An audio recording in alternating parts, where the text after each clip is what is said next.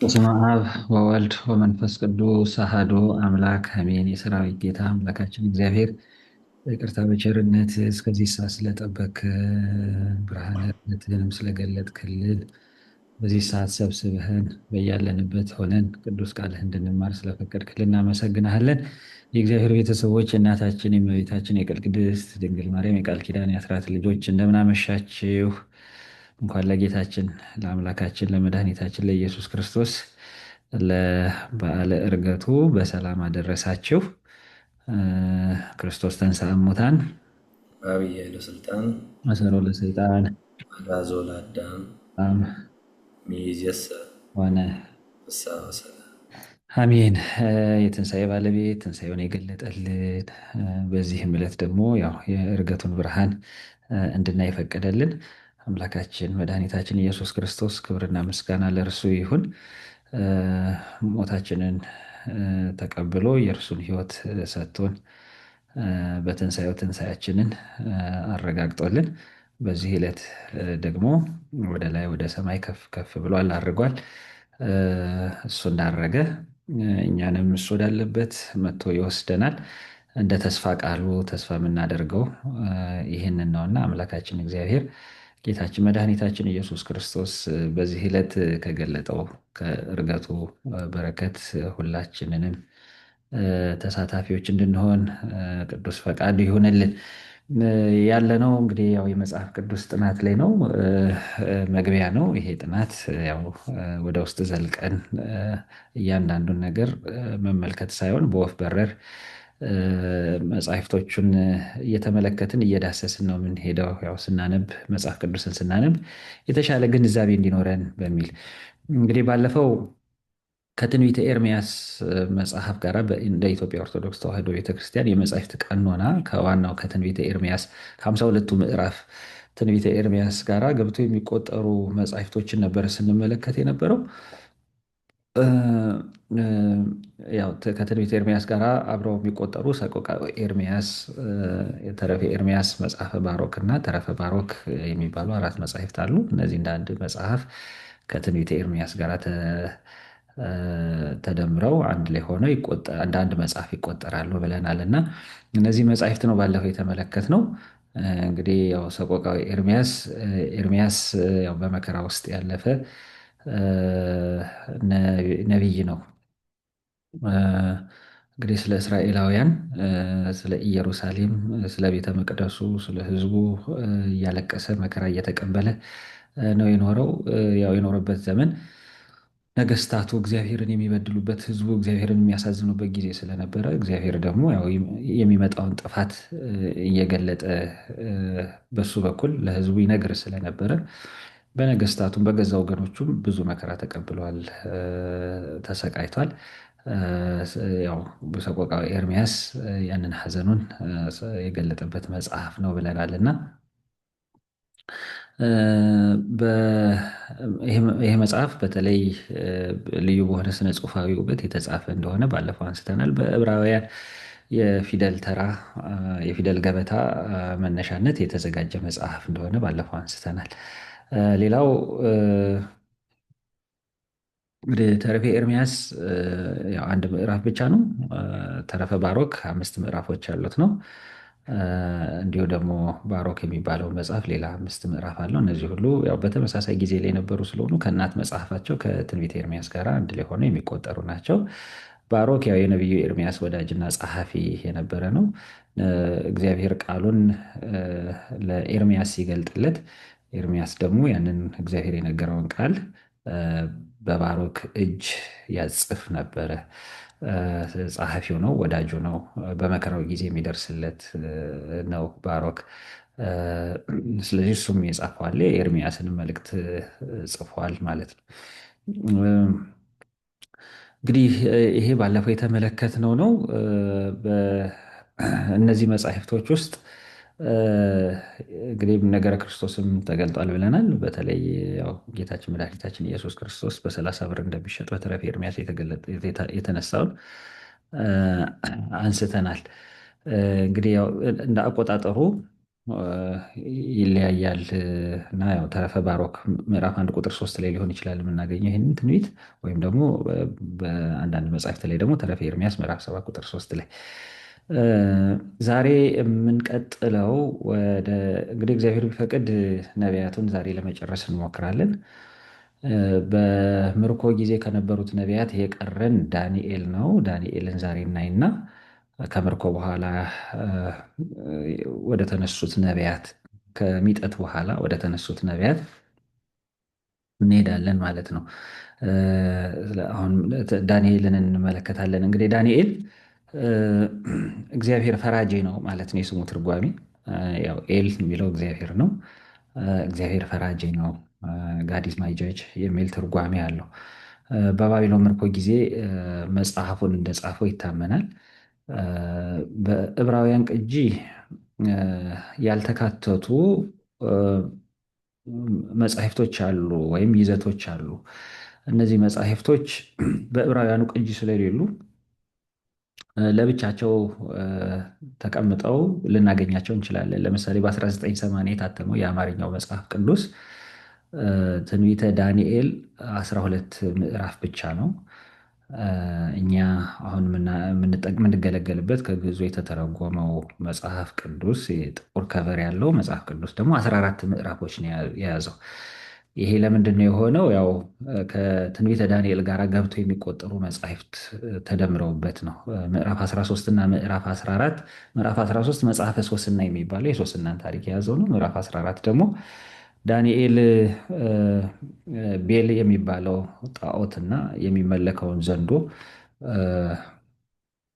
ድል የነሳበት ታሪክ፣ ዳንኤልም ለአናብስት የተሰጠበት ታሪክ የተጠቀሰበት ወይም የተብራራበት በትንቢተ ዳንኤል ላይ የተጠቀሰው በምዕራፍ 6 የተጠቀሰው ታሪክ ይበልጥ የተብራራበት ክፍል እናገኛለን። በምዕራፍ 14 ላይ ከነቢዩ ከዕንባቆም ጋራም ያላቸውን ግንኙነት በዚህ በምዕራፍ 14 ላይ ነው ታሪኩን የምናገኘው። ዕንባቆምን መልአኩ ቅዱስ ሚካኤል በፀጉሩ ዘለላ ይዞ ተሸክሞ አምጥቶ ለዳንኤል እንዲመግበው ለአናብስት በተሰጠበት ጉድጓድ ምሳ እንዲያቀርብለት ምሳ እንዲሰጠው በእግዚአብሔር ኃይል ይሄ የተደረገበትን ተአምር በዚህ በምዕራፍ 14 ላይ እናገኘዋለን። እነዚህ መጻሕፍቶች እነዚህ ክፍሎች በሰብአዊ ሊቃናት ትርጉም ውስጥ አሉ። በዕብራይስጡ ቅጂ ላይ ስለሌሉ እንግዲህ አንዳንድ መጻሕፍት ወይ ለብቻ አውጥተው ራሳቸውን መጽሐፍ አስመስለው አስችለው ርዕስ ሰጥተው ምዕራፍ 13ን ለምሳሌ መጽሐፈ ሶስና ተብሎ ምዕራፍ 14 ደግሞ ቤል እና ዘንዶ የሚል ወይም ተረፈ ዳንኤል የሚል ስያሜ ተሰጥቶት ልታገኙ ትችላላችሁ ማለት ነው። በእኛ በኢትዮጵያ ኦርቶዶክስ ተዋሕዶ ቤተክርስቲያን የመጻሕፍት ቀኖና መሰረት እነዚህ መጽሐፈ ሶስናም ተረፈ ዳንኤልም ከትንቢተ ዳንኤል ጋር እንደ አንድ መጽሐፍ የሚቆጠሩ ናቸው ማለት ነው። 80 መጻሕፍት ስንል እነዚህ መጻሕፍት ከትንቢተ ዳንኤል ጋር ገብተው ነው የሚቆጠሩት። ልክ በኤርሚያስ እንዳየ ነው ማለት ነው። ተረፈ ኤርሚያስ፣ ባሮክ፣ ተረፈ ባሮክ እነዚህ ሰቆቃዊ ኤርሚያስ ከእናት መጽሐፋቸው ከትንቢተ ኤርሚያስ ጋር አንድ ሆነው እንደ አንድ መጽሐፍ ሆነው እንደሚቆጠሩት ማለት ነው። ሌላ መዝሙረ ሰለስቱ ደቂቅ የሚልም ለብቻ ተለይቶ ልታገኙ ትችላላችሁ። ይሄኛውም ያው በዕብራይስጡ ቅጂ ስለሌለ ነው። በዕብራይስጡ ቅጂ ምዕራፍ 3 ከቁጥር 25 እስከ 90 ድረስ ያለው ሰለስቱ ደቂቅ እንግዲህ ምዕራፍ 3 ሰለስቱ ደቂቅ ሶስቱ ወጣቶች በባቢሎን በንጉሥ ናቡከደነጾር እሱ ላቆመው ምስል አንሰግድም በማለታቸው በእሳት ጉድጓድ ውስጥ የተጣሉበት ታሪክ የተጻፈበት ክፍል ነው። ያው የዕብራይስጡ ቅጂ ታሪኩን ብቻ ነው የሚናገረው። አሁን የኛ የግዕዝ መጽሐፋችን ወይም ደግሞ የሴፕቱኤጀንት የምንለው የሰብአዊ ሊቃናት ትርጉም ግን ሰለስቱ ደቂቅ የጸለዩትን ጸሎት እዛው ምዕራፍ 3 ከታሪኩ ጋር ተሰናስሎ ተዋህዶ እናገኘዋለን ማለት ነው። ልክ ወደ ጉድጓዱ ሲጣሉ ያንን ወደ ጉድጓድ መጣላቸውን ይነግረንና ከዛ በጉድጓድ ውስጥ ሆነው የጸለዩትን ጸሎት በዛ በምዕራፍ 3 ላይ አካቶ ይዞልናል ማለት ነው። ለዚህ ነው ምዕራፍ 3 ትንቢተ ዳንኤል ሰፋ ያለ ምዕራፍ የሆነው ማለት ነው። ስለዚህ ይሄ እንግዲህ ምናልባት ያው የተለያዩ መጻሕፍትን ስንመለከት ያለውንም ልዩነት ለምን እንደሆነ እንድትረዱት ነው። በአጠቃላይ መዝሙረ ሰለስቱ ደቂቅ ማለት ሰለስቱ ደቂቅ በእሳቱ ጉድጓድ ሆነ የጸለዩት ጸሎት፣ መጽሐፈ ሶስና እና ተረፈ ዳንኤል የሚባለው ከትንቢተ ዳንኤል ጋር አንድ ላይ ሆነው የሚቆጠሩ ናቸው። አሁን ከግዕዙ የተተረጎመልን መጽሐፍ እነዚህ መጽሐፍት እንደ አንድ መጽሐፍ አያይዞ ነው ያስቀመጠልን ማለት ነው። እንግዲህ ዳንኤል በናቡከደነጾር ተማርኮ ባቢሎን የተሰደደ ነቢይ ነው።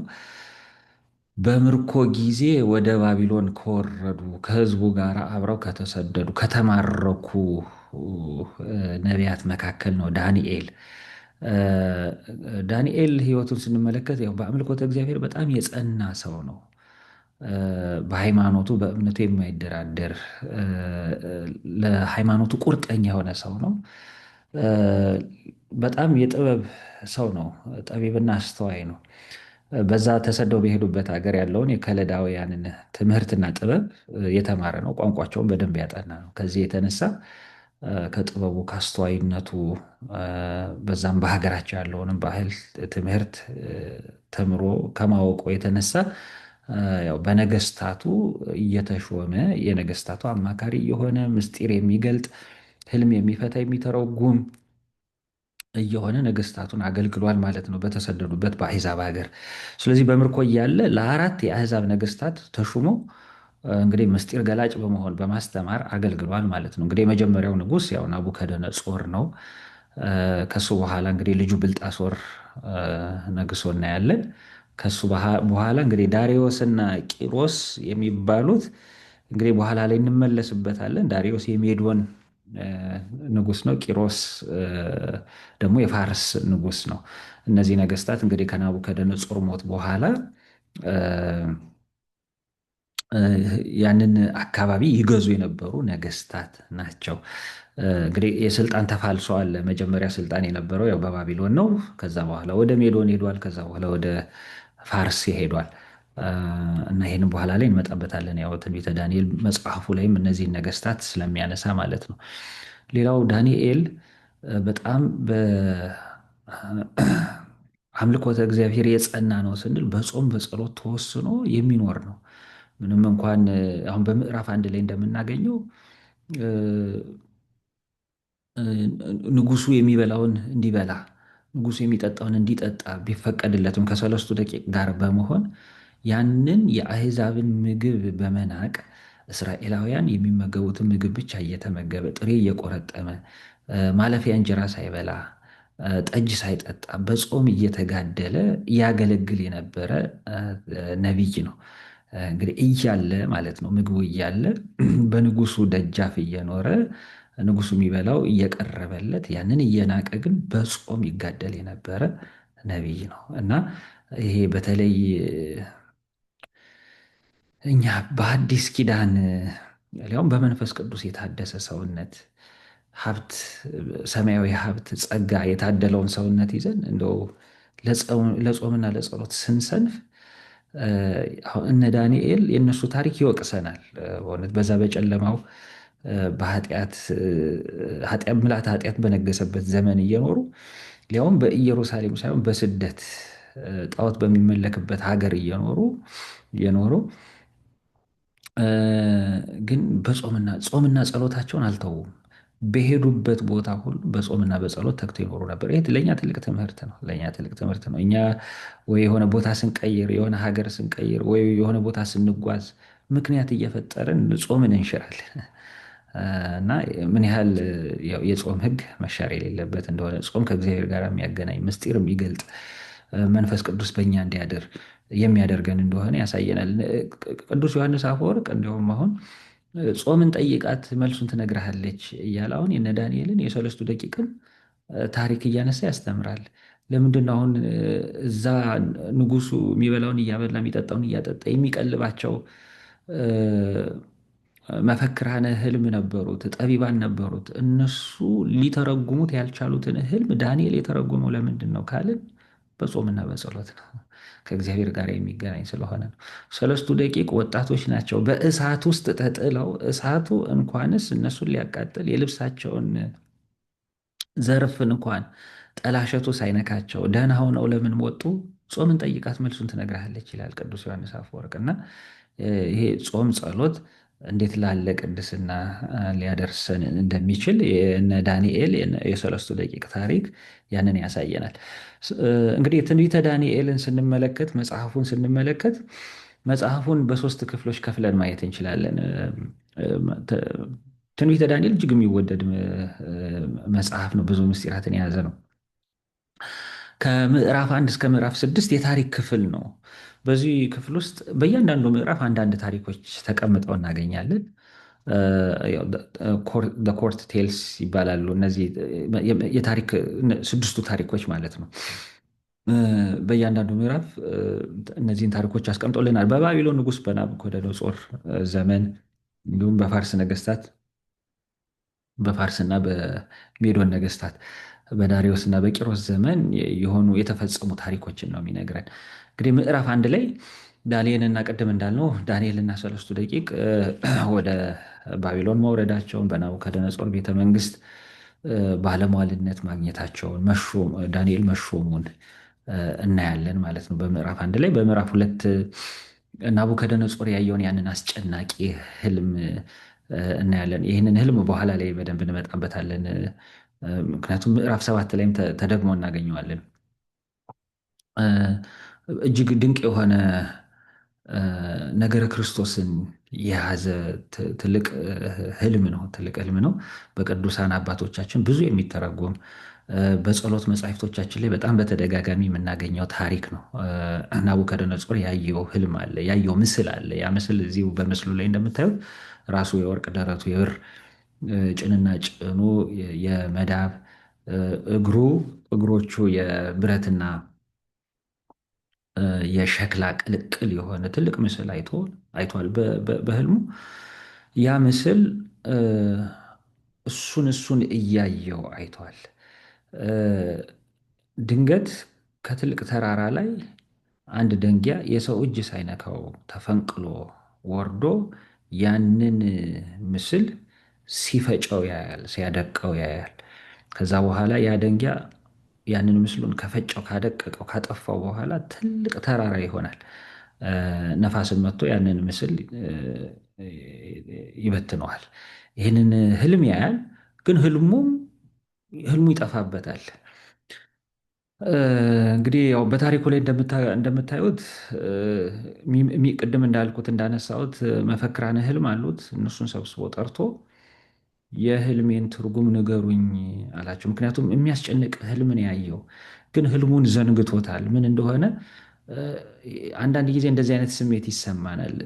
ምንነቱን በትክክል አናውቀውም፣ ግን በህሊናችን ላይ ግን አለ፣ በውስጣችን አለ። እና ናቡከደነፆር እንደዚህ ሆኖ ነበር የሚጨነቀው። ህልሙ ምንነቱን ገልጦ መናገር አይችልም፣ ግን በውስጡ አለ፣ ያስጨንቀዋል። ስለዚህ ህልሜንም ትርጉሙንም ንገሩኝ ብሎ ነበር ያስጨነቃቸው። እና እነዛ ሰዎች እንግዲህ ህልሙን ሳትነግረን እንዴት ትርጉሙን እነግርሃለን ከየት አምጥተን በሚል ምላሽ ይሰጡታል። ናቡከደነፆር በዚህ ተበሳጭቶ እንዲገደሉ ትእዛዝ ይሰጣል። እና በታሪኩ ላይ እንደምናገኘው ዳንኤል ነው እነዚህን የሚገድላቸውን ሰው ወደ የሚገድሉበት ቦታ ይዟቸው ሲሄድ 3 ቀን ስጠኝ እኔ ለንጉሱ ህልሙንም ትርጉሙንም እነግረዋለሁ ብሎ 3 ቀን ጾም ከጓደኞቹ ጋር ይዞ እግዚአብሔር ህልሙንም ትርጉሙንም ገልጦለታል፣ ተርጉሞ ነግሮታል። እንግዲህ አሁን ይህንን እናያለን ማለት ነው በዚህ በምዕራፍ 2 ላይ። ትርጉሙን በኋላ ላይ እንመለስበታለን። ሶስተኛው ታሪክ የሰለስቱ ደቂቅ ታሪክ ነው። ናቡከደነፆር ትልቅ የወርቅ ምስል በባቢሎን አቁሞ ሰው ሁሉ ለዛ ምስል እንዲሰግድ አዋጅ አስነግሮ ነበረ። ትልቅ የዘፈን ድግስ አድርጎ ለጣዖት የሚቀርበው ነገር ሁሉ ቀርቦ ሰው ሁሉ ለዛ ምስል እንዲሰግድ ታዞ ነበር። ሰለስቱ ደቂቅ ሁል ጊዜ የምናከብረው በዓል ነው።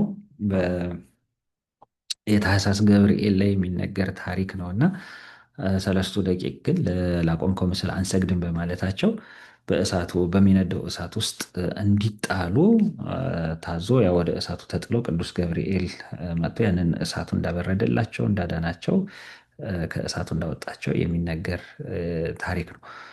በዚህ በምዕራፍ 3 ላይ ነው የምናገኘው በትንቢተ ዳንኤል።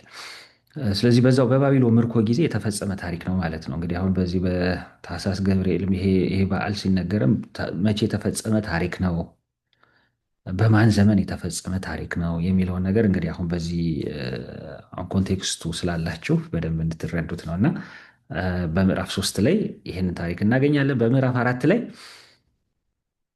ናቡከደነጾር እንደገና ሌላ ሁለተኛ ህልም አይቷል። ህልሙንም የህልሙን ፍቺ አሁንም ዳንኤል ተርጉሞ ነግሮታል። ናቡከደነጾር ታበየ፣ ከእኔ በላይ ማን አለ አለ። የነገስታት ንጉሥ ስለሆነ ሁሉ ስለተገዛለት፣ ስልጣኑ መንግስቱ ስለተስፋፋለት፣ ስልጣኑ መንግስቱ ስለጸናለት ታበዮ ነበር እና ከእኔ በላይ ማን አለ ባለበት ጊዜ እግዚአብሔር ቀጥቶታል። 7 ዓመት እንደ እንስሳ ሆኖ ከአራዊት ጋር እንስሳት የሚበሉትን ሳር እየጋጠ እንዲኖር አድርጎታል እና አስቀድሞ ግን ያንን በህልም አሳይቶት ነበረ። ያንንም ተርጉሞለታል ዳንኤል። አምስተኛ ያው ብልጣሶር የሚባለው የናቡከደነጾር ልጅ ከነገሰ በኋላ በድፍረት እንግዲህ ወደ ባቢሎን እስራኤላውያንን ሲማርኳቸው ቤተ መቅደሱን ሲያቃጥሉ በቤተ መቅደስ ውስጥ የነበሩትን የወርቁን የብሩን ነዋያተ ቅድሳት ይዘው ማርከው አምጥተው ነበረ እና ብልጣሶር ከመታበዩ የተነሳ ምን አለ እንግዲህ ኢየሩሳሌም ማርከን ያመጣናቸውን የወርቁን ጽዋዎች የወርቁን ጻሕሎች አምጡና እንብላባቸው እንጠጣባቸው አለ። በዚህ የተነሳ እንደተቀጣ እናያለን። በዛው በሚበሉበት በሚጠጡበት ቤት በግድግዳው ላይ ማኔ ቴቄል ፋሬስ የሚል ትርጓሜው የማይረዱት የማያውቁት አንዲት ጣት መታ ስትጽፍ ያያል እና ይህንንም ማን ነው ተርጉሞ የነገራቸው? አሁንም ለብልጣሶርም ተርጉሞ የነገረው ማን ነው? ዳንኤል ነው ማለት ነው። ዳንኤል ማኔ ቴቄል ፋሬስ የሚለው ትርጉሙ ምን እንደሆነ መንግስቱ በሚዛን እንደተመዘነች ቀላ እንደተገኘች ብልጣሶርን እግዚአብሔር እንደሚሽረው እንደሚያጠፋው አስቀድሞ ያሳየው ምልክት እንደሆነ ዳንኤል ተርጉሞ ነግሮታል ማለት ነው። ምዕራፍ 6 ላይ ያው ዳንኤል በአናብስት ጉድጓድ እንደተጣለ እናያለን።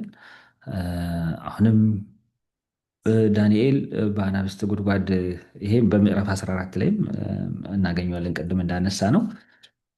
በምዕራፍ 6 ላይ እንግዲህ ያው በዳንኤል ላይ ሴራ አድርገው ነበር እና በዳሪዮስ ዘመን የተፈጸመ ነው ይሄ። ስለዚህ ያው ዳንኤልን ለማስገደል እነዚህ አናብስት በየቀኑ ሰውና በግ የሚቀልቧቸው አናብስት ናቸው። ዳንኤልን በሚጥሉበት ጊዜ ግን 7 ቀን አስርበዋቸው ነበረ ምግብ ሳይሰጧቸው። ዳንኤልን በወረወሩት ጊዜ ገነጣጥለው ተሻምተው እንዲበሉት እንዲያጠፉት ማለት ነው። እና ዳንኤልን በአናብስቱ ጉድጓድ ሲጥሉት ግን ዳንኤል በዛ በጉድጓድ ውስጥ እግዚአብሔርን ሰለስቱ ደቂቅ በእሳት ውስጥ ሆነው እግዚአብሔር እንዳመሰገኑት ዳንኤል ደግሞ በአናብስት ጉድጓድ ሆኖ እግዚአብሔርን ያመሰግን ነበር። እነዚያ የተራቡ አናብስት እሱን አልነኩትም። እግዚአብሔርን በሚያመሰግንበት ሰዓት ከእግሩ በታች ወድቀው ምስጋናውን ይሰሙ ነበር እና ይሄ የሚደንቅ ነገር ተገልጦ እናያለን። እና በዚህ ሁሉ አሁን ዳንኤል እያደረገ የነበረው ምንድነው? አሁን ለአሕዛብ ምንድነው እነሱ የሚያመልኳቸው ጣዖታት ሳይሆኑ እውነተኛ አምላክ በላይ በሰማይ የሚኖረው እግዚአብሔር እንደሆነ ነው እየገለጠ የነበረው እና ነገስታቱን ሳይቀር እንዲህ ባለ ታላቅ ግርማ እንዲህ ባለ በተአምራት በተሞላ በመንፈሳዊ ኃይል በመለኮታዊ ኃይል በተሞላ መገለጥ እየተገለጡ ያው ነገስታቱንም በዛ የነበሩትንም ሕዝብ ሲያስተምሩ ነው የኖሩት ማለት ነው። ተሰደው በምርኮ ሄደው በዛ ባሉበትም የእግዚአብሔርን ክብር እየገለጡ የኖሩ ነቢያት ናቸው ማለት ነው እነዚህ እነ ዳንኤል። ስለዚህ በዚህ በአናብስት ጉድጓድ ውስጥ ሆኖ የተፈጸመውን ነገር እናያለን። እሱን ወደ ጉድጓዱ እንዲጣል ያደረጉትን ሰዎች ግን ወዲያውኑ ወደ ጉድጓዱ ሲወረውሯቸው አናብስቱ ቀለጣጥመው ምንም ሳያስቀሩ በልተዋቸዋል እና በዚህ እውነተኛ አምላክ የዳንኤል አምላክ መሆኑ ታውቆ ተመስክሮበታል ማለት ነው። እና ይሄ እነዚህ እንግዲህ 6 ታሪኮች በታሪክ ክፍል ውስጥ እናገኛቸዋለን። እነዚህ የታሪክ ክፍሎች እንግዲህ በነገስታቱ ቤት በነገስታቱ እልፍኝ እ፣ የተፈጸሙ ታሪኮች ናቸው ማለት ነው። ዳንኤል ያደረጋቸው ዳንኤል ከነገስታቱ ጋር የሰራቸው የፈጸማቸው ታሪኮችን የሚያሳዩ ናቸው የመጀመሪያዎቹ 6 ምዕራፎች። ቀጣዩ ክፍል የተለየ ይዘት ያለው ክፍል ነው። አሁን ከምዕራፍ 7 ጀምሮ ስንመለከት በ- በመጻሕፍት የአጻጻፊ ይዘት አፖካሊፕቲክ የምንለው ወይም ይሄ መገለጥ ራእይ ያለበት ይሄ መገለጥ ከእግዚአብሔር የሚደረግ መገለጥ በራእይ በህልም የሚደረግ መገለጥ እንደዚህ አይነት መገለጦችን የሚናገሩ መጻሕፍት ያው ይዘታቸው አፖካሊፕቲክ ይባላል። ስለዚህ ከምዕራፍ 7 እስከ ምዕራፍ 12 ያሉት ቀሪው ክፍል በራእዮች የተሞላ ነው። 4 ትልቅ ራእዮችን ይዟል። እንግዲህ እነዚህን ራእዮቹን እግዚአብሔር በቀጥታም በህልምም እንደገና ደግሞ መልአክ እየላክም በመልአክም ይገልጥለት ነበር ለዳንኤል ማለት ነው። በምዕራፍ 7 እንዲሁም በኋላ ላይ ምናልባት ጊዜ ካገኘን እናየዋለን። የእርገቱም ነገር ስላለበት ዛሬ ዕለቱም ስለገጠመልን ምዕራፍ 7 ላይ እ፣ አሁን ከምዕራፍ 2 ለንጉሱ ናቡከደነጾር ያሳየው ያ ምስል አለ። ቅድም የገለጥነው ምስል የወርቅ የብር የነሐስና የብረትና የሸክላ ቅልቅል የሆነው ያ ምስል እ፣ የ- በአራት ክፍል ከፍሎ ያሳየው ምስል አለ። አሁን ደግሞ እዚህ ላይ ለዳንኤል ደግሞ እግዚአብሔር ያንኑ መልእክት በሌላ አይነት ራእይ ይገልጽለታል። በአራት አራዊት በአራት እንስሶች ይገልጽለታል እና በምዕራፍ 2 ናቡከደነፆር ካየው ህልም ጋር የተስማማ ነው። እነዚህ አራቱ እንግዲህ ባቢሎን፣ ሜዶን፣ ፋርስ፣ ግሪክና ሮም ናቸው። በመጨረሻ እንግዲህ ያው ከተራራውም ላይ የወረደ በምዕራፍ 2 ላይ ከተራራ የወረደ የሰው እጅ ሳይፈነቅለው በራሱ ወርዶ ያንን ምስል የፈጨው ድንጋይ የጌታችን የኢየሱስ ክርስቶስ ምሳሌ ነው። የጌታችን የኢየሱስ ክርስቶስ ምሳሌ ነው። በዚህ በምዕራፍ 7 ላይ ደግሞ እነዚህ አራቱ አራዊት ካለፉ በኋላ የሚገለጥ በደመና በሰማይ ደመና የሚመጣ የሰው ልጅ የሚለውን እናያለን እና በቀጥታ በግልጽ በሆነ መንገድ ስለ ጌታችን ስለ ኢየሱስ ክርስቶስ በደመና ማለት በምልአተ ክብር ሆኖ እንደሚመጣ ደመና የባህሪ ክብሩ መገለጫ ነው። ዛሬም አሁን በእርገቱ ወደ ላይ ከፍ ከፍ ሲል ደቀ መዛሙርት ዓይኖቻቸውን ቀና አድርገው እያዩት መጨረሻ ላይ የሰወረችው ምንድነች? ደመና ነች። ደመና መታ ሰወረችው ይላል እና በደብረ ታቦር ላይም የተሰወረው በደመና ነበረ። የደብረ ታቦር የእርገት የዳግም ምጽአት በዳግም ምጽአትም ከደመና ጋር ይመጣል ተብሏል። ከደመና ጋር ይመጣል ተብሏል እና በዚህ በዳንኤል ምዕራፍ 7 ላይ በሰማይ ደመና የሚመጣ የሰው ልጅ ይለናል ዳንኤል እና ደመና የባህሪ ክብሩ ነው። የባህሪ ክብሩ ነው የሚወክለው ደመና በመጽሐፍ ቅዱስ። ስለዚህ ያው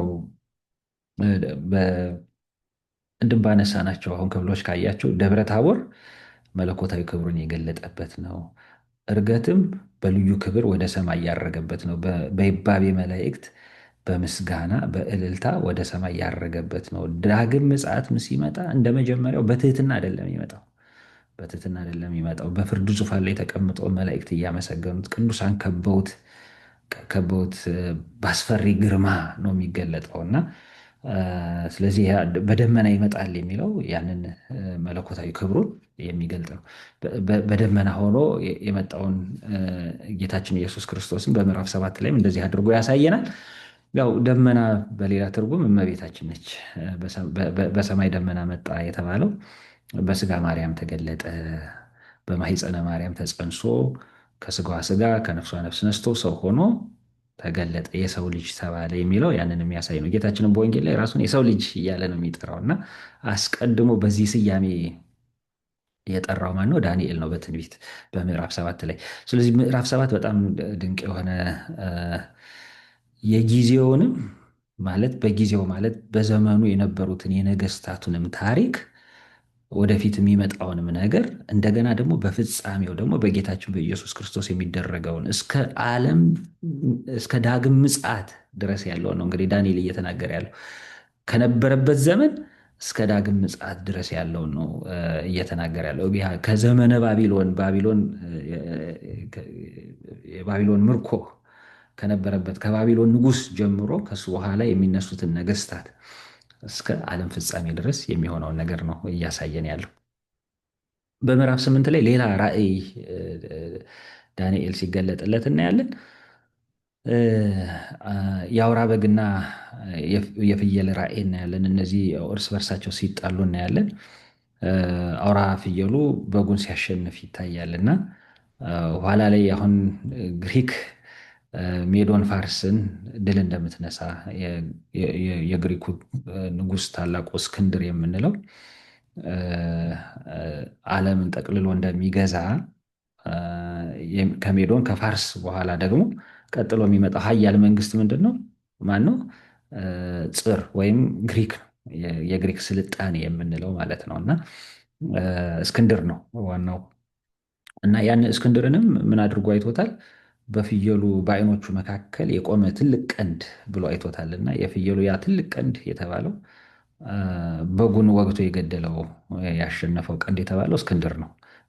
እና ሜዶን ፋርስን ድል ነስቶ ግሪክን ጠቅልሎ መላውን እንግዲህ ዓለምን ይገዛ የነበረ ንጉሥ እስክንድር ነው። የጽር መንግስት ነው። በመቀጠል የወጡ አራት ቀንዶች እንዳሉ ይነግረናል። ከሱ በኋላ የሚነሱ አራት ነገስታት ናቸው። በመጨረሻ ትንሽ ቀንድ እንደወጣች ይነግረናል። እና ይቺ ትንሽ ቀንድ ቅድም እንዳልኩት አሁን ለጊዜውም ለፍጻሜውም የሚተረጎም ነው ብያለሁኝ። እና ትንሽ ቀንድ ለጊዜው በመቃብያን ዘመን ቤተ መቅደሱን ያረከሰ አንጢያኮስ የሚባለው ንጉሥ ነው።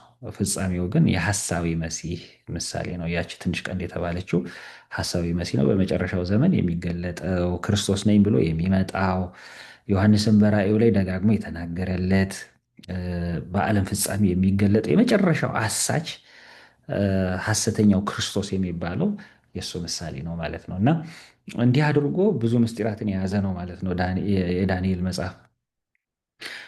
በምዕራፍ 9 ላይ የሚነግረን ደግሞ ሌላ ምንድን ነው? አሁን ሱባኤ ሲቆጥር እናየዋለን።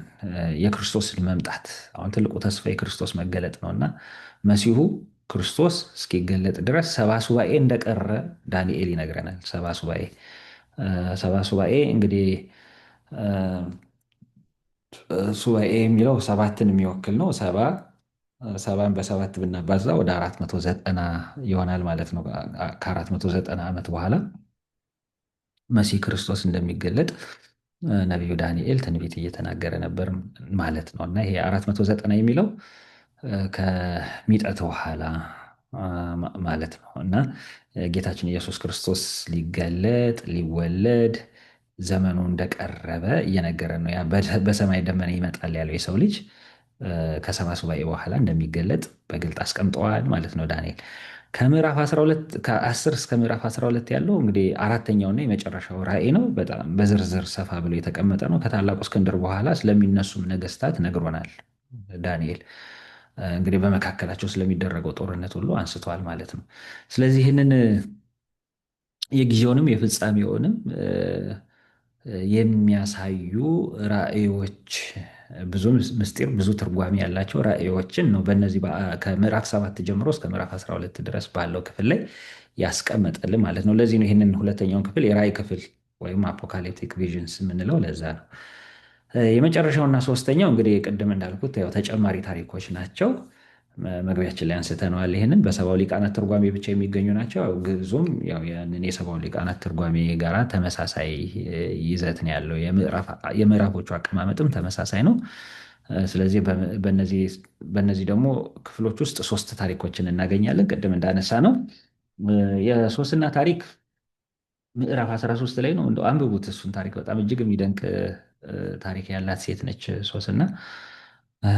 እጅግ ያማረች የተዋበች ሴት ነች። በባቢሎን ነው በምርኮ ነው የሚኖሩት እና ባሏም የተከበረ በአይሁድ ዘንድ ባለጸጋ የሆነ ትልቅ ሰው ነው። እ፣ ነገር ግን ያው ረበናት ነበሩ እነዚህ ሁለት ሰዎች እና በዝሙት ይመኟት ነበር፣ ይፈልጓት ነበረ። እንግዲህ አንድ ቀን ሁለቱም ይፈልጓት ግን ለየብቻ በየራሳቸው መንገድ ነው። ያው አንዳንድ ጊዜ ሰይጣን እ፣ በተለያየ መንገድ ነው የሚመጣው እና ሁለቱም እርስ በርሳቸው ሳይነጋገሩ እ፣ ከእርሷ ጋር በዝሙት ለመርከስ ያስቡ ነበረ። ግን እንዲሁ እሷ የምትወጣበትንና የምትገባበትን ሲጠባበቁና ሲፈልጉ ያው መስመር ላይ ይገናኛሉ፣ ፈቃዳቸውን ይነጋገራሉ። እንደዛ ከሆነማ ለምን በጋራ ሆነን ተባብረን አናደርገውም በሚል ህብረት ፈጥረው ይህችን ሴት እንግዲህ ያው በዝሙት ለማርከስ ነበረ ሀሳባቸው። ነገር ግን ይህች ፈሪሃ እግዚአብሔር ያላት ከልጅነቷ ጀምሮ ወላጆቿ የሙሴን ሕግ እያስተማሩ ያሳደጓት ሴት ስለነበረች ያው የዝሙት ፈቃዳቸውን አልፈጸመችላቸውም። ያው ገላዋን ስትታጠብ የአትክልቱን ደጁ ሲዘጋ ከተደበቁበት ወጥተው ማንም ሰው አያየንም ፈቃዳችንን ፈጽሚልን ብለዋት፣ እሷ ግን ምንድነው አሁን አጣብቂኝ ውስጥ ነበረች እቺ ሴት። በጣም የሚያሳዝነው ታሪኳ ላይ ምንድነው ያለችው? እሺ ብላችሁም በዝሙት ረክሳለሁ፣ ፈጣሪን አሳዝናለሁ። እምቢ ብላችሁም ከእጃችሁ ማምለጥ አይቻለኝም። ምክንያቱም ያው እነሱ ምንድን ነው ያሉት? እምቢ ብትይን በሐሰት ከሰን በድንጋይ አስወግረን እናስገድልሻለን ብለዋት ነበረ። ነገር ግን ምንድነው የመረጠችው? አሁን እኔ እንደው ይህን እንዲህ ያሉትን ታሪኮች ለምንድን ነው የምናነሳው? በሐዲስ ኪዳን እኛ የበለጠ ጥብዓት ሊኖረን ይገባ ነበረ። ምክንያቱም የእግዚአብሔርን ፍቅር በልዩ መንገድ አይተናላ። ያቺ ሴት በብሉይ ኪዳን የተገለጠውን የእግዚአብሔርን ፍቅር በሲና ተራራ ላይ የተሰጠውን በሙሴ በኩል የተገለጠውን ቃል ኪዳን አምና ተቀብላ ይህን ያህል ሰማዕትነት ለመቀበል ዝግጁ ከሆነች በሐዲስ ኪዳን የበለጠ ክብር በሚገኝበት ጊዜማ ለምንድን ነው በትንሽ በትልቁ ሃይማኖታችንን ምንተወው የሚለው እኮ ትልቅ ጥያቄ ነው ክርስቲያኖች። እና ይቺ ሴት ምንድን ነበር የመረጠችው? እግዚአብሔርን ከምበድል በእናንተ እጅ ብወድቅ ይሻለኛል፣ በድንጋይ ተወግሮ መገደሉ ይሻለኛል ብላ ያንን ነበር የመረጠችው። እና እነሱም ያው በሐሰት ከሰው በድንጋይ እንድትወገር ፍርድ አስፈርደውባት ነበር። ከዚህ ያዳናት ማን ነው? ዳንኤል ነው። እነዚህን ሁለቱን ረበናት ለየብቻ ጠርቶ መርምሯቸው አንደኛው በሌላ ዛፍ ስር ሌላኛው በሌላ ዛፍ ስር ስትሴስን አገኘናት ስላሉ ያው ምክራቸው ሐሰት መሆኑን ገልጦባቸው ይችን ሴት አድኗታል፣ ሶስናን አድኗታል ማለት ነው። ይሄ ታሪክ በዛው ዘመን የተፈጸመ በምርኮ ባሉበት በባቢሎን በነበሩበት ጊዜ የተፈጸመ ታሪክ ነው። በዳንኤል ፍርድ ሰጪነት እግዚአብሔር በገለጠለት መንፈሳዊ ጥበብ ይህችን ለእግዚአብሔር የታመነችን ሴት እግዚአብሔር እንዴት ባለ ድንቅ መንገድ እንዳዳናት የምናይበት ክፍል ነው እና ታሪኩን አንብቡት። እጅግ አስተማሪ ነው። ለልጆቻችንም በጣም ልናስተምረው የሚገባ ነው እና እንዲህ የኃጢአት ግብዣ በነገሰበት ሁልጊዜ መንፈሳዊውን ነገር ኮምፕሮማይዝ እያደረግን እንደ ሁለተኛ እያደረግን ወይ በይሉኝታ እየተሸነፍን ሃይማኖታዊውን ነገር እየሸራረፍን ለስጋዊ ነገር እያደላን የምንኖርበት ዘመን ላይ ያለ ነው እና ይህ ትልቅ ፈተናችን ነው። ይቺ ሴት ለእኛ አሁን ትልቅ አስተማሪ ነች።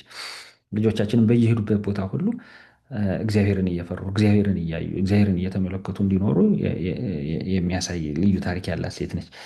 በምዕራፍ 14 ላይ እንግዲህ በትንቢተ ዳንኤል ምዕራፍ 14 ላይ የምታገኙት ቅድም እንዳልኩት ያው የመጀመሪያው ዳንኤል እና የቤል ካህናትን እናያለን። እነዚህ ይህም በንጉሱ የባቢሎን ሰዎች የሚያመልኩት ይሄ ቤል የሚባለው ጣዖት አለ እና ምንድን ነው ንጉሱን ያታልሉት ነበር። ይሄ ታሪክ የተፈጸሙ እንግዲህ በቂሮስ ዘመን ነው።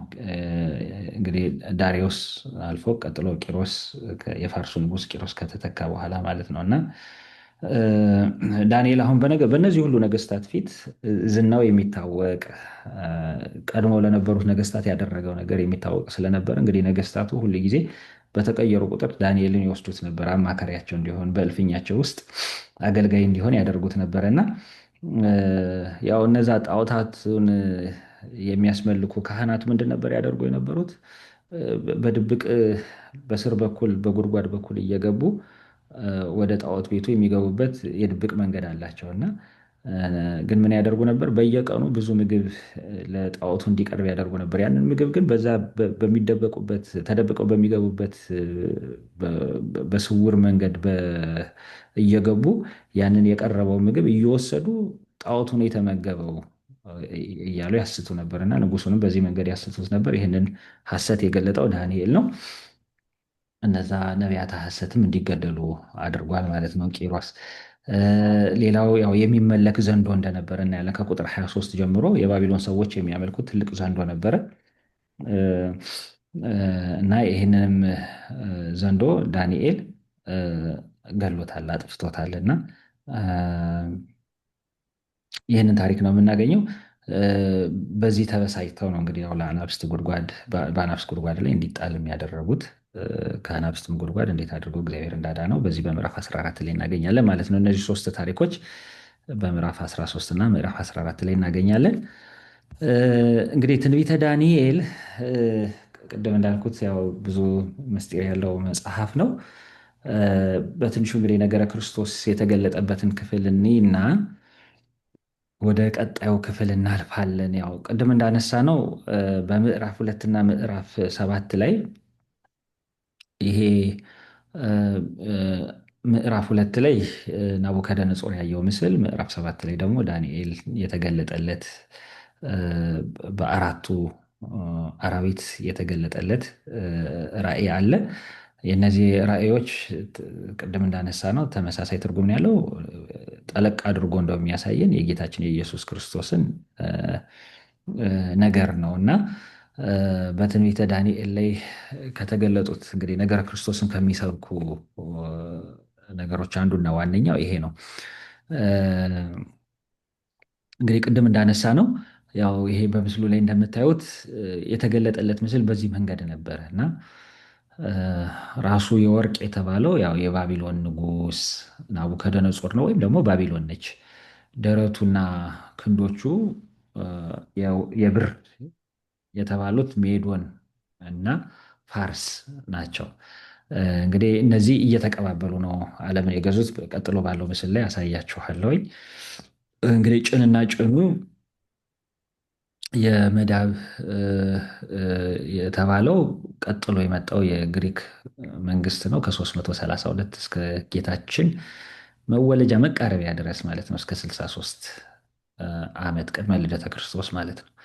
እ፣ እንግዲህ ያው ጌታችን ሲወለድ የሁሉ ጊዜ ታሪኩን እንደምታውቁት ዓለም ገና ከግሪክ ስልጣኔ እየወጣች ወደ ሮም ስልጣኔ እየተሻገረች በነበረችበት ዘመን ነው እና ለዛ ነው አሁን የአዲስ ኪዳን መጻሕፍት ብዙዎቹ በላቲን ሳይሆን በግሪክ የተጻፉት። ገና የግሪክ ቋንቋ ነበር እየተነገረ የነበረው ምንም እንኳን ዓለምን ማስተዳደር የጀመረችው ሮም ብትሆንም ገና የላቲን ቋንቋ አልተስፋፋም ነበር። ገና 63 ዓመት ነው። ከ63 ዓመት በኋላ ነው ዓለምን መግዛት የጀመሩት የሮም መንግስታት። ስለዚህ እግሩ የብረትና የሸክላ የተባለው እግሮቹ የብረት የሸክላ ቅልቅል የተባሉት እንግዲህ የሮም መንግስታት ናቸው። የሮም መንግስታት በብረት በሸክላ የተመሰሉት የሮም መንግስት የተከፋፈለ ነበር እና ያው ታሪኩንም እንደምታውቁት ግማሾቹ ብርቶች ናቸው፣ እንደ ብረት የጸኑ ናቸው። ግማሾቹ ደግሞ ደካሞች ስለነበሩ በሸክላ በብረትም ምሳሌ ታይቶታል ማለት ነው። ከተራራው ላይ የወደቀው ታላቅ ደንጊያ ይህንን ምስል ፈጭቶ ተራራ አክሎ ምድርን የሞላው ያ ደንጊያ የጌታችን የኢየሱስ ክርስቶስ ምሳሌ ነው። ተራራው እሺ፣ ሚዩት አድርጉ ሁላችሁ። ተራራው የማያልፈው የጌታችን የኢየሱስ ክርስቶስን ዘላለማዊ መንግስት ነው የሚያሳየው። አሁን ይህንን እንዴት እያደረገ ነው እያሳየን ያለው? አሁን እነዚህ ነገስታት ካያችሁ ዓለምን የገዙ ሀያላን ነበሩ። ናቡከደነጾርም በስልጣኑ የሚመካ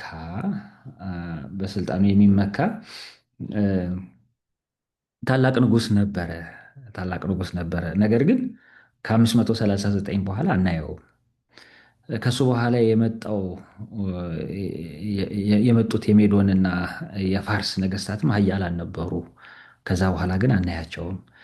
ከዛ በኋላ ተተክቶ የመጣ የግሪክ መንግስት ነበረ። ከዛ በኋላ አናየውም። ከግሪክ በኋላ የሮማ መንግስት መጣ። ከዛ በኋላ አናየውም።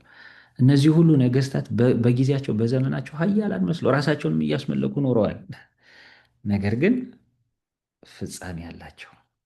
ፍጻሜ የሌለው እንደ ተራራ አህሎ ምድርን የሞላት ግን የጌታችን የኢየሱስ ክርስቶስ የማያልፈው መንግስቱ ነው። የማያልፈው መንግስቱ ነው። ይሄ ነበር የተገለጠለት ለዳንኤል።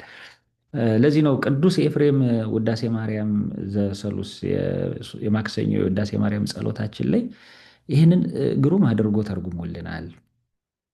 ምንድን ያለን? ዘውእቱ እብን ዘሬ ዳንኤል ነቢይ፣ ያ ደንጊያ ራእይ ያየው ደንጊያ ዘውእቱ እብን ዘሬ ዳንኤል ነቢይ ዘተበትከ እምደብር ነዋህ ዘእንበለ እድ፣ ያለ እጅ ከረጅም ተራራ ተፈንቅሎ የወረደው ያ ደንጊያ ዘውእቱ ቃል ዘመጻ ማኀበ አብ፣ ከአብ ዘንድ የመጣው ቃል ነው፣ እግዚአብሔር ወልድ ኢየሱስ ክርስቶስ ነው ብሎ ተረጎመልን። አያችሁ።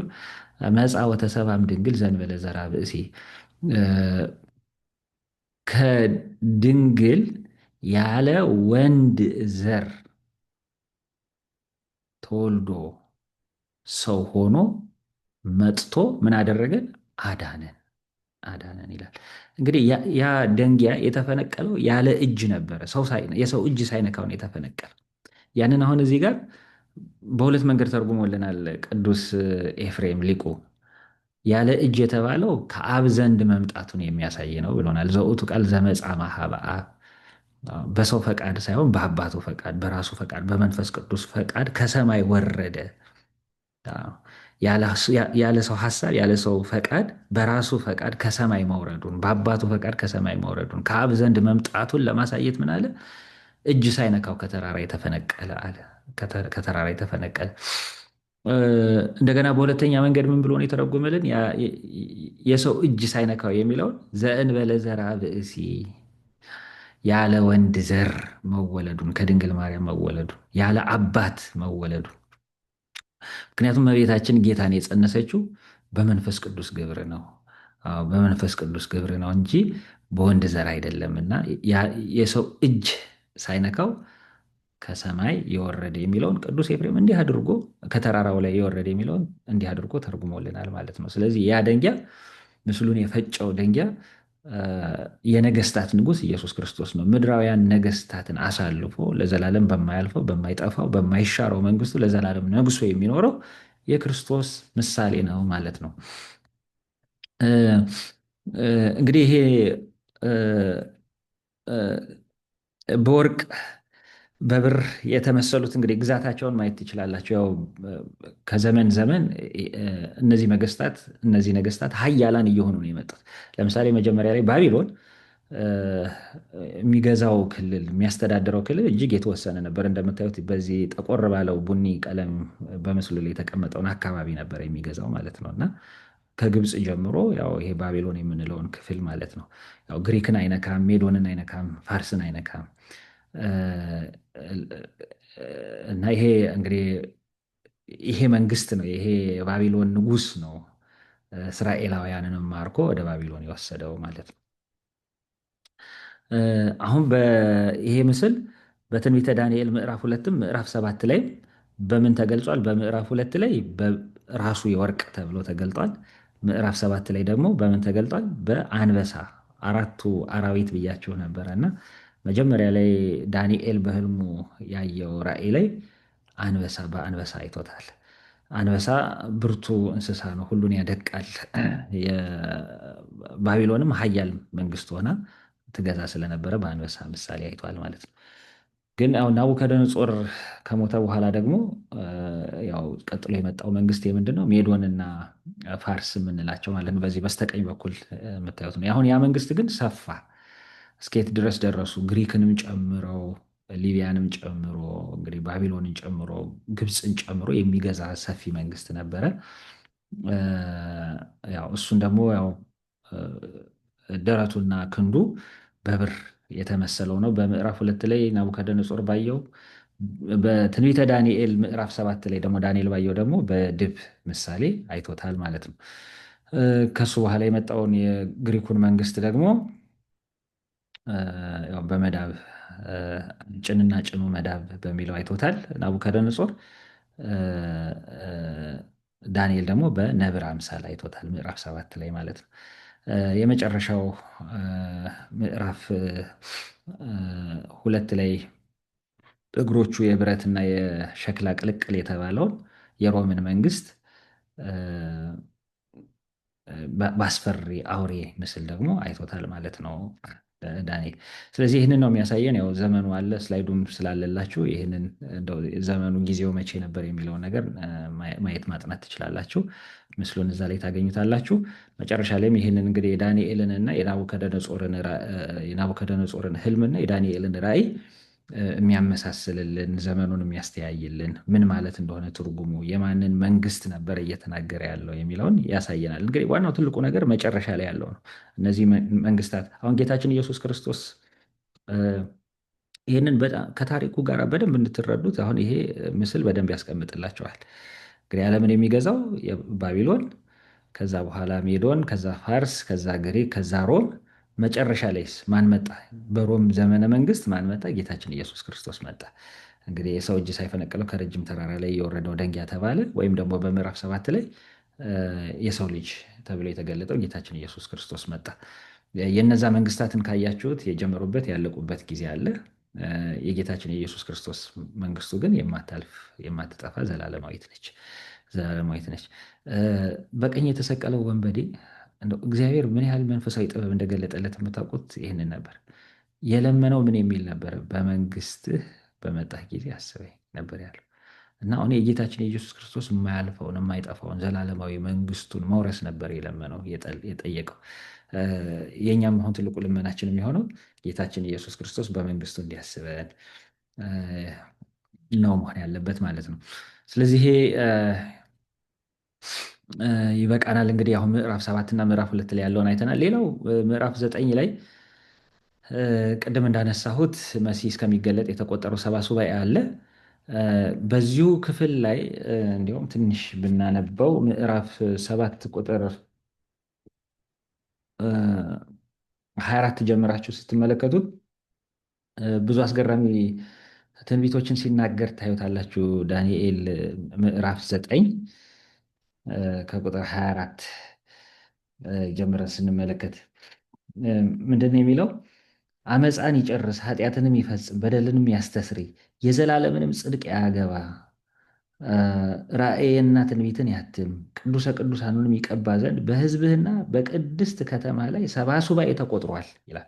ግን አሁን ይሄ የሚናገረው ስለ ጌታችን ስለ ኢየሱስ ክርስቶስ ነው። ኃጢአትን በደልን ለማስተስረይ የሚገለጠው ጌታችን መድኃኒታችን ኢየሱስ ክርስቶስ ነው እና 70 ዘመን ተቆጥሯል።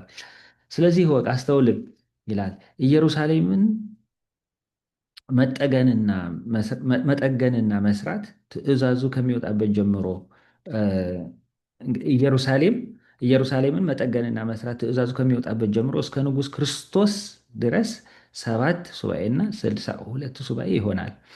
ጎዳናዋና ቅጥሯ ተመልሶ ይሰራል። እንግዲህ እዚህ ላይ አሁን 7 ሱባኤና 62 የሚለው 69 ነው የሚሆነው እና እሱ ያለበትን ዘመን ትቶ ነው ብለው ተርጉመውልናል። ያው 70 ሱባኤ ነው እንግዲህ ቅድም እንደነገረ ከ62 ሱባኤ በኋላ መሲህ ይገደላል። በእርሱም ዘንድ ፍትህ የለም። ከሚመጣውም አለቃ ጋር ከተማይቱንና መቅደሱን ያጠፋል። ፍጻሜውም በጎርፍ ይሆናል። እስከ መጨረሻም ድረስ ጦርነት ይሆናል። ጥፋትም ተቀጥሯል። እርሱም ከብዙ ሰዎች ጋር ቃል ኪዳን ለአንድ ሱባኤ ያጸናል። በሱባኤውም እኩሌታ መስዋዕቱንና ቁርባኑን ያስቀራል ይላል። በቤተ መቅደስም የጥፋት ርኩሰት ይሆናል ይላል።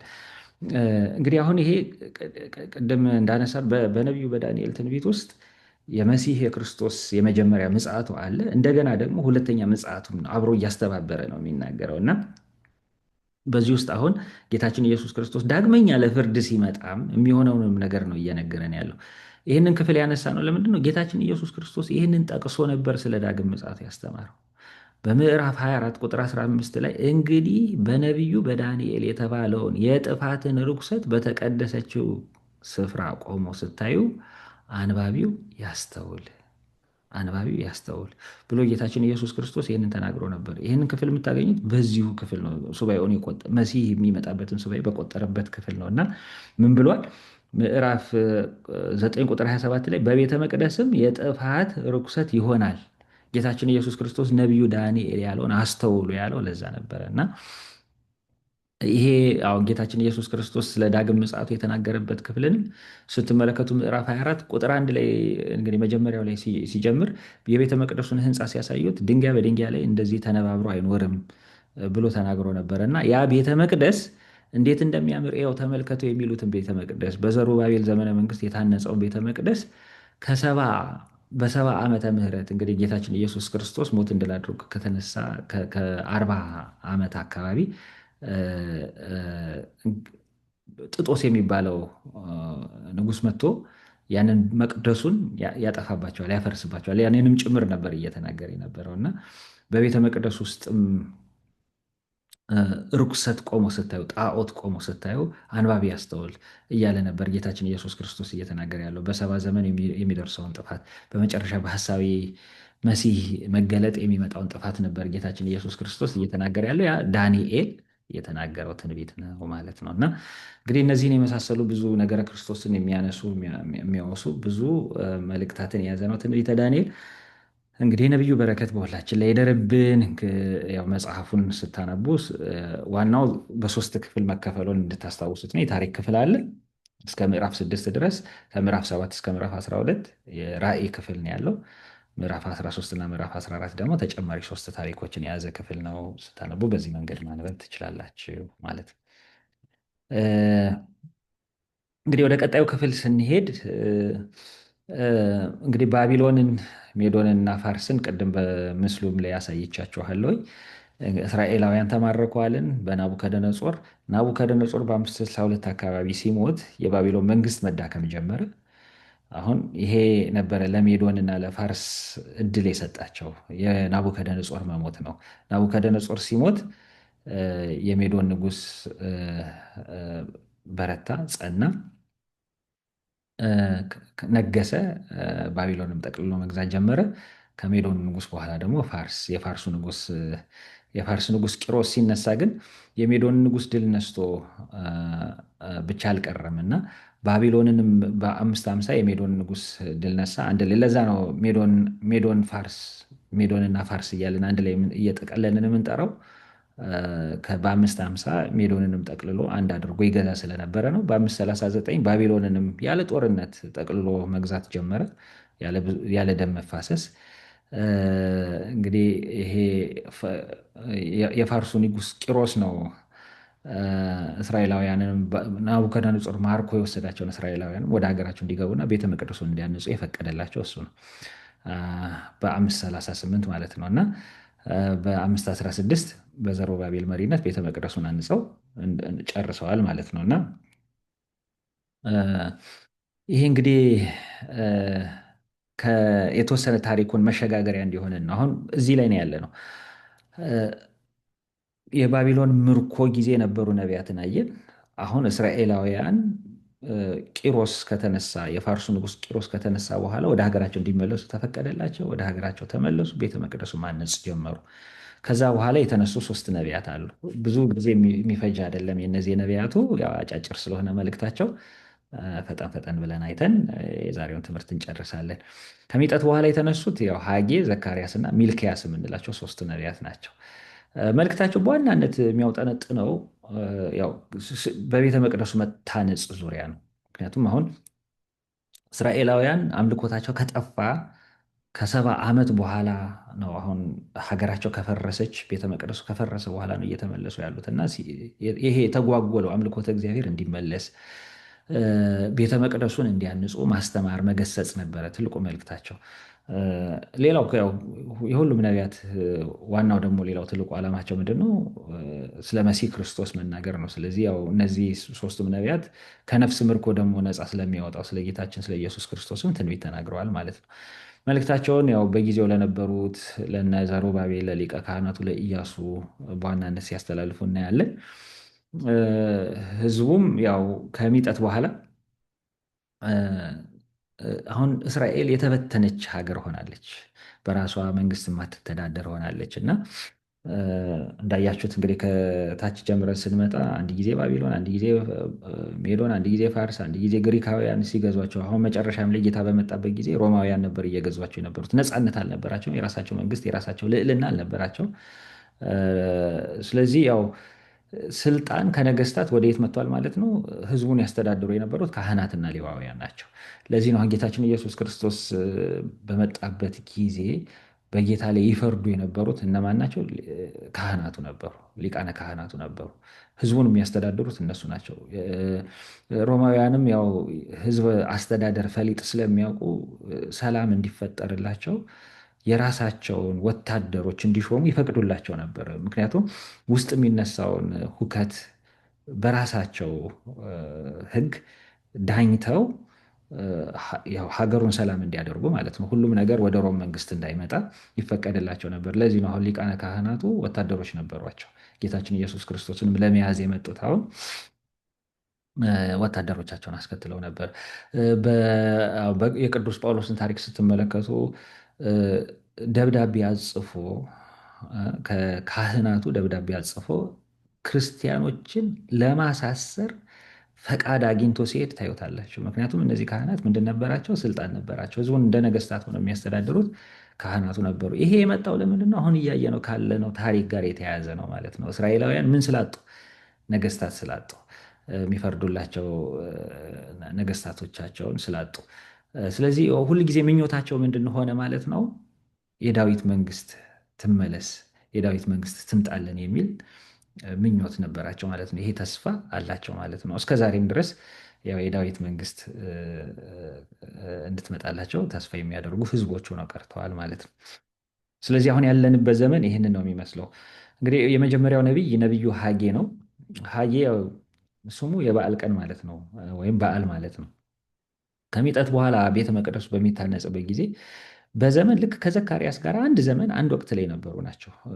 ትንቢታቸውንም የጻፉት በዛው በተመሳሳይ አንድ ዓመት ውስጥ በ520 ቅድመ ልደተ ክርስቶስ በዳርዮስ ዘመን የተጻፈው ማለት ነው መጽሐፉ። ሁለት ምዕራፎች ብቻ ያሉት ትንሽ መጽሐፍ ነው። ዋና መልእክቱ ቅድም እንዳነሳ ነው ከሚጠት በኋላ ቤተ መቅደሱን እንዲያንጹ ህዝቡን መገሰጽ ነው። ለምን? ህዝቡ ከባቢሎን ሲወጡ ለእግዚአብሔር ቃል ገብተው ነበር የወጡት። ወደ ሀገራችን ብትመልሰን የራሳችንን ቤት ሳንሰራ መጀመሪያ ቤተ መቅደስህን የፈረሰውን ቤተ መቅደስን እናነጻለን ብለው ነበረ። ሲገቡ ምን አደረጉ? የእግዚአብሔርን ቤት ረስተው የራሳቸውን ቤት አነጹ። ያው የእኛ ነገር ታሞ የተነሳ ፈጣሪውን ረሳ እንደሚባለው ማለት ነው። በመከራ ጊዜ ስንያዝ ያው ብዙ ነገር እንሳላለን፣ ብዙ ነገር እንቀባጥራለን። ግን ደግሞ ያው የምንሻውን ነገር ደግሞ ሲሰጠን ደግሞ እግዚአብሔርን ዞር ብለን አናይም። ጌታችን ኢየሱስ ክርስቶስ በወንጌል ላይ እነዛ 10 ዕውሮችን አድኖ ነበረ እና 9ኙ አልተመለሱም። ተመልሶ መጥቶ ጌታውን ተመስገን ብሎ ያመሰገነው ጌታን ያመሰገነው አንድ ነበር። 9 ወዴት አሉ ብሎ ጌታ ጠይቋል። እና ሁልጊዜ የዚህ አይነት ችግር አለብን። እስራኤላውያንም ልክ እንደዛው ነበር የሆኑት። እና ሐጌ አሁን መጽሐፉን ስታነቡ ይገስጻቸዋል። እናንተ በአማሩ ቤቶች ትኖራላችሁ፣ የፈጣሪ ቤት ግን የእግዚአብሔር ቤት ግን ፈርሶ እንኋል እያለ ይገስጻቸዋል ማለት ነው። እና ያው ዋና መልእክቱ የሐጌ ቤተ መቅደሱን እንዲያንጹ ህዝቡን ማነቃቃት ነው። ስለዚህ ያው 4 ጥሪዎችን እግዚአብሔር ለነቢዩ ሐጌ እንዲህ ብሎ ተናገረው። እንዲህ የሚል ቃል በነቢዩ በሐጌ በኩል መጣ የሚሉ 4 ቦታዎችን ታያላችሁ፣ 4 መልእክታትን ታገኛላችሁ። በምዕራፍ 1 ላይ የመጀመሪያ ጥሪ አለ። ያው ተግሳጽ የቀላቀለ ጥሪ ነው። ህዝቡን በጎ ምላሽ እንደሰጡ ታነባላችሁ። ሁለተኛ ላይ እንደዚሁ ተመሳሳይ ሁለተኛ መልእክት መጥቷል። ይሄኛው ሁለተኛው መልእክት ለዘሩባቤልና ለኢያሱ ለሊቀ ካህናቱ ለኢያሱ ቀጥታ የመጣ ጥሪ ነው። ሶስተኛ መልእክት እንደገና ታገኛላችሁ። በሶስተኛው መልእክት ላይ እግዚአብሔር የሚናገረው ጥሪውን ባይቀበሉ የሚመጣባቸውን የሚደርስባቸውን ቅጣት ነው። መቼስ ያው የማይማር ህዝብ አሁንም ቢሆን እግዚአብሔር ማስፈራራት ነበረበት። አሁን እኮ ነው የወጡት ከባቢሎን ምርኮ፣ ገና አሁን የተመለሱት እኮ ገና ቁስሎ አልደረቀም፣ ገና የፈረሰው ነገር ራሱ አልታነጸም። አሁንም ግን ለእግዚአብሔር ታማኝ አልነበሩ። ያው የሚያሳዝን ታሪክ ነው። የእኛም ህይወት ልክ እንደዚሁ ነው። የመጨረሻው ክፍል ላይ 4ኛው መልእክት ዘሩባቤልን እግዚአብሔር ምን ያህል እንደመረጠው የሚያሳይ ነው ማለት ነው። ትንቢተ ሐጌ ያው የክርስቶስን ነገር ይናገራል። የሰራዊት ጌታ እግዚአብሔር እንዲህ ይላል። አንዲት ክፍል ነው የምናነሳው ስለ ጌታችን ስለ ኢየሱስ ክርስቶስ የተነገረውን ትንቢት በተመለከተ። የሰራዊት ጌታ እግዚአብሔር ትንቢተ ሐጌ ምዕራፍ 2 ቁጥር 6፣ 7 እና 9 ላይ የሰራዊት ጌታ እግዚአብሔር እንዲህ ይላልና ገና አንድ ጊዜ በቅርብ ዘመን እኔ ሰማያትንና ምድርን ባሕርንም የብስንም አናውጣለሁ፣ አሕዛብን ሁሉ አናውጣለሁ። በአሕዛብ ሁሉ የተመረጠውም ዕቃ ይመጣል፣ ይህንም ቤት በክብር እሞላዋለሁ ይላል የሰራዊት ጌታ እግዚአብሔር። ከፊተኛው ይልቅ የዚህ የሁለተኛው ቤት ክብር ይበልጣል ይላል የሰራዊት ጌታ እግዚአብሔር። በዚህም ስፍራ ሰላምን እሰጣለሁ ይላል የሰራዊት ጌታ እግዚአብሔር ይላል።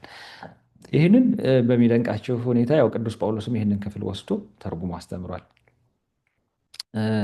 በምዕራፍ ዕብራውያን ምዕራፍ 12 ቁጥር 25 እስከ 29 ድረስ ስታነቡ ለሚናገረው እንቢ እንዳትሉ ተጠንቀቁ ይላል። እነርሱ በደብረ ሲና የተገለጠችውን እንቢ እንዳሉት ካልዳኑ፣ እንቢ ስላሉት ካልዳኑ ከሰማይ ከመጣው ፊታችንን ብንመልስ እኛማ እንዴታ ያን ጊዜ ቃል ምድርን አናወጣት ይላል። አሁንም እኔ ምድርን እንደገና አንድ ጊዜ አናውጣታለሁ ብሎ ተናገረ። ምድርንም ብቻ አይደለም ሰማይንም ጭምር እንጂ። አሁን እዚህ ጋር የሚጠቅሰው ማንን ነው? ሐጌን ነው የሚጠቅሰው ቅዱስ ጳውሎስ፣ ሊቁ ቅዱስ ጳውሎስ የብሉይ ኪዳን ምሁር ስለሆነ አያችሁ እንዴት አድርጎ እንደሚተረጉመው። ምድርን ብቻ አይደለም ሰማይንም ጭምር እንጂ አንድ ጊዜ ደግሞ ያለውን ፍጡራን ናቸውና የማይናወጠው ይኖር ዘንድ የሚናወጠውን እንደሚያሳልፈው ያሳያል። ስለዚህ የማይናወጥ መንግስትን ስለምንቀበል በማክበርና በፍርሃት እግዚአብሔርን ደስ እያሰኘን የምናመልክበትን ጸጋ እንያዝ፣ አምላካችን በእውነት የሚያቃጥል እሳት ነውና ይላል። ስለዚህ በዚህ ምንድን ነው አሁን አስቀድሞ በነቢዩም እየተናገረ ያለው ምንድን ነው? ገና አንድ ጊዜ በቅርብ ዘመን እኔ ሰማያትና ምድርን ባሕርንም የብስንም አናውጣለሁ ይላል እና እንደገና አናውጣለሁ ይላል። ይሄ መናወጥ የሚለው 3 ጊዜ ነው። 3 ጊዜ እግዚአብሔር ዓለምን የቀየረበትን ነገር ነው የሚያሳየን። አንደኛ የብሉይ ኪዳንን ሕግ የሰጠበት ነው። የመጀመሪያ መናወጥ የተባለው በሲና ተራራ ላይ እንዴት ምድርን እንዳናወጣት ታስታውሳላችሁ? የ10ቱ ትእዛዛትን በሙሴ በኩል ሲሰጥ ያንን ተራራውን በጭስ በጭጋግ በመብረቅ ሸፍኖ ተራራው በእሳት እየተቃጠለ ነበር። ይሄ የመጀመሪያው ሕግ ሲሰጥ ያ ነው የመጀመሪያው። ድጋሚ ደግሞ ምድርን አናውጣታለሁ አለ የሁለተኛው ቃል ኪዳን ሲሰጥ። የሁለተኛው ቃል ኪዳን ሲሰጥም ልክ እንደዚሁ በዕለተ ስቅለት ምድር ተናውጣለች እኮ። ምድር ተናውጣለች። አለቶች ተሰንጥቀዋል፣ መቃብራት ተከፍተዋል፣ ሙታን ተነስተዋል፣ የቤተ መቅደሱ መጋረጃ ለሁለት ተከፍሏል። በላይ በሰማይ ያለችው ፀሐይ ጨልማለች፣ ጨረቃ ደም ሆናለች፣ ከዋክብት ረግፈዋል። ሰማይንም ምድርንም አናውጣለሁ አለ። የመጨረሻው ደግሞ በመጨረሻ ደግሞ የመጨረሻው መናወጥ የተባለው ደግሞ ጌታችን ኢየሱስ ክርስቶስ ለፍርድ ሲመጣ ነው እና ስለዚህ ነቢዩ ሐጌ ይህንን እንግዲህ ስለ ጌታችን ስለ ኢየሱስ ክርስቶስ 2 ምጽአቶች፣ አንደኛው ስለተፈጸመው፣ ሌላ ሁለተኛ ስለሚቀጥለው ስለሚመጣው በሲና ከተገለጠው እንግዲህ ከብሉይ ኪዳኑ ሕግ ጋር አያይዞ ይህንን የነገረንን በትንቢቱ እናገኛለን ማለት ነው። ሌላው ነቢይ እንግዲህ ትንሽ ደቂቃ ዛሬ ወስዳለሁኝ። ባለፈው አጠር ያለ ትምህርት ነበር የተማርነው። ዛሬ ደግሞ ትንሽ ጨመር እናደርጋለን። 5 ደቂቃ ጨመር አድርገን የነቢያቱን ዛሬ እንድንጨርስ ስለፈለኩኝ ነው፣ ብዙ ጊዜ ስለወሰደብን። ሌላው ነቢይ ዘካርያስ ነው። ዘካርያስ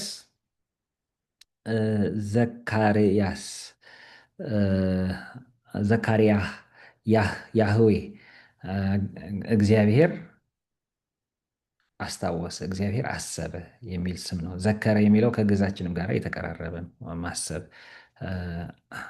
ማስታወስ ነው። ከነቢዩ ሐጌ ጋር በተመሳሳይ ጊዜ የነበረ ነው። መጽሐፉን በተመሳሳይ ጊዜ የተጻፈ ነው። በመጽሐፍ ቅዱስ አጥኚዎች መጽሐፉ ከምዕራፍ 1 እስከ ምዕራፍ 8 ብቻ ያለው ራሱ ነቢዩ ዘካርያስ የተናገረው ነው። ከምዕራፍ 19 እስከ ምዕራፍ 14 ድረስ ያለው ምናልባት ከ150 ዓመት በኋላ በሌላ ነቢይ የተጻፈ ነው የሚል እምነት አለ። ለምንድነው? ይዘታቸው ይለያያል። ያው በሁለተኛው ክፍል ራእይ የሚባል ነገር የለውም። ቤተ መቅደሱም ዘሩባቤልም አይነሱም። ስለዚህ ያው ቤተ መቅደሱ ምናልባት ተሰርቶ ካለቀ በኋላ ዘሩባቤልም የዘሩባቤል ዘመን ባልነበረበት ጊዜ የተጻፈ ነው የሚለው አንዱ እሳቤ የሚመጣው ከዛ ነው። ሁለተኛ በስነ ጽሁፍ አቀራረቡም የተለየ ነው። ያው ይሄ ሁለተኛው ክፍል ሞር ፖኤቲክ የሆነ ስነ ጽሁፋዊ ውበት ያለው ወይም በግጥም መልክ የቀረበ ይዘት ያለው ነው ከመጀመሪያው ግጥማዊ በሆነ ስነ ጽሁፋዊ በሆነ አቀራረቡም የተለየ ነው ማለት ነው። እና ከዚህ የተነሳ ምናልባት ያው በሌላ ሰው በሌላ ነቢይ የተጻፈ በኋላ ከቆየ በኋላ የተጻፈ ነው የሚል አመለካከት አለ። ይዘቱ ያው ከምዕራፍ 1 እስከ ምዕራፍ 6 በራእዮች የተሞላ ነው። በተለያዩ ራእዮች የተሞላ መጽሐፍ ነው። በምዕራፍ 7 እና 8 ላይ ስለ ጾም፣ ስለ ኢየሩሳሌም ተስፋ እናገኛለን። ከምዕራፍ 9 በኋላ ስለ ጌታችን ስለ ኢየሱስ ክርስቶስ ብዙ ትንቢቶች የተነገሩበት ክፍል ነው የምናየው ማለት ነው። እንግዲህ አሁን ከትንቢቶቹ መካከል የተወሰኑትን ስናነሳ በትንቢተ ዘካርያስ ላይ የተነሱ ትንቢቶች ያው በሐዲስ ኪዳን መጻሕፍትም በተደጋጋሚ የምናውቃቸው ትንቢቶች ናቸው። ለምሳሌ በአህያ ውርንጫ ላይ ሆኖ ጌታችን ኢየሱስ ክርስቶስ በሆሳዕና መግባቱን ነቢዩ ዘካርያስ ግልጽ በሆነ ደረቅ ሐዲስ በሚባል መንገድ አስቀምጦልናል። አንቺ የጽዮን ልጅ ሆይ እጅግ ደስ ይበልሽ፣ አንቺ የኢየሩሳሌም ልጅ ሆይ እልል በይ፣ እነሆ ንጉሥሽ ጻድቅና አዳኝ ነው፣ ትሑትም ሆኖ በአህያይቱ ግልገል በውርንጫይቱም ላይ ተቀምጦ ወደ አንቺ ይመጣል ብሎ የጌታችን የኢየሱስ ክርስቶስን በዕለተ ሆሳዕና የሚያደርገውን ነገር አስቀድሞ ተናግሯል ነቢዩ ዘካርያስ። እንግዲህ ከ520 ዓመት በፊት ማለት ነው። ያው የጌታንም 30 ዓመት ከጨመርንበት ከ550 ዓመት በፊት እኔም ሌላ በትንቢተ ዘካርያስ ምዕራፍ 11 ላይ ስትመለከቱ እኔም ደስ ብሏችሁ እንደሆነ ዋጋዬን ስጡኝ፣ አለዚያ ግን ተዉት አልሁ፣ እነርሱም ለዋጋዬ 30 ብር መዘኑ ብሎ በ30 ብር መሸጡን ደግሞ ይነግረናል። በዚህ በትንቢተ ዘካርያስ ምዕራፍ 12 ላይ ደግሞ የጌታችን የኢየሱስ ክርስቶስን መከራውን ይናገራል። ወደ እርሱም ወደ ወጉት ይመለከታሉ። ይሄ ትንቢት ክፍል የተነገረው ከአይሁድ ወገን ኋላ ላይ የሚመለሱ ወደ ክርስትና የሚመጡ ክርስቲያኖች የሚያዝኑትን ሐዘን ነው ነቢዩ የሚናገረው። በዳዊትም ቤት ላይ በኢየሩሳሌም በሚኖሩት ላይ የሞገስና የልመናን መንፈስ አፈሳለሁ፣ ወደ እርሱም ወደ ወጉት ይመለከታሉ። ሰውም ለአንድያ ልጁ እንደሚያለቅስ ያለቅሱለታል፣ ሰውም ለበኩር ልጁ እንደሚያዝን በመራራ ሐዘን ያዝኑለታል ብለው ያው ጎኑን በጦር ለተወጋው ለጌታችን መከራውን እያሰቡ የሚያዝኑ እንደነ ቅዱስ ጳውሎስ አይነት ከቤተ አይሁድ የወጡ ክርስቲያኖችን የሚመለከት ነው ማለት ነው። በትንቢተ ዘካርያስ ምዕራፍ 13 ላይ ይህም በሰሞነ ሕማማቱ በጣም በተደጋጋሚ የሚጠቀስ ነው። እረኛውን ምታ በጎቹም ይበተናሉ የሚለው ጌታችን ኢየሱስ ክርስቶስ በተያዘበት ምሽት ደቀ መዛሙርቱ እንደተበተኑ ነቢዩ ዘካርያስ አስቀድሞ የተናገረው ትንቢት ነው ማለት ነው። የመጨረሻው ነቢይ የምንመለከተው ሚልክያስ ነው። 15 ነው ቁጥር 13 የምትለው 15 ነው መሆን ያለባት። 15ኛው ነቢይ የመጨረሻው ነቢይ ሚልክያስ። አማርኛው ትንሽ ቃሉን ለወጥ አድርጎብናል ከዕብራይስጡ። ያው እንግሊዘኛው ለዕብራይስጡ ይቀርባል። ማላኪ ማላክ መልአክ ከኛ ከግዙ ጋር ተቀራራቢ ነው እና ሚልኪያስ የሚለው ስም መልአክ ነው ስሙ በዕብራይስጡ። መልአክ ማለት መልእክተኛ ማለት ነው፣ ሐዋርያ ማለት ነው። ስያሜው እንደዛ ነው። መጽሐፉ ከሚጠት በኋላ እንደተጻፈ ይታመናል። ልክ እንደ ትንቢተ ዘካርያስ እና እንደ ትንቢተ ሐጌ በእርግጠኝነት የተጻፈበት ዘመን ያው በመጽሐፍ ውስጥም ስላልተጠቀሰ አይታወቅም። ስለዚህ ከ470 እስከ 440 ባለው ጊዜ እንደተጻፈ ይታመናል። በዕዝራና በነህምያ ዘመን የተጻፈ ነው። ይሄ እግዚአብሔር ከእስራኤል ጋር ያደረገውን ቃል ኪዳን በጋብቻ ቃል ኪዳን ምሳሌነት አድርጎ ያስተምራል ሚልክያስ።